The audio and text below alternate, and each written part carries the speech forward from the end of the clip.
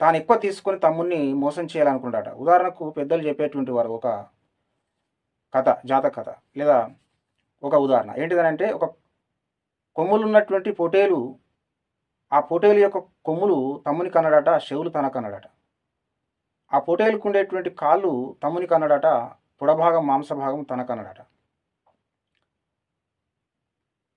చూడండి ఎంత అన్యాయం ఉన్నదో. అందుకోసమే ఒక సామెత చెప్పబడ్డది ఏంటిదనంటే, తమ్ముడు చిన్నవాడైనంత మాత్రాన ఆస్తి చిన్నది కాదు అన్నట్లుగా ఈ సామెత, ఈ ఉదాహరణలు సరాసరి హైందవమునకు ఫిట్ అవుతుంది, హైందవమునకు ఆపాదించవచ్చు. హైందవము అందరి బంధువు అని అంటది, ఒకే తండ్రి నుంచి మనం అందరం పుట్టామని అంటది. తీరా అదే మతములో ఉన్నటువంటి ఒకనేమో శూద్రుడు అంటది, అంటే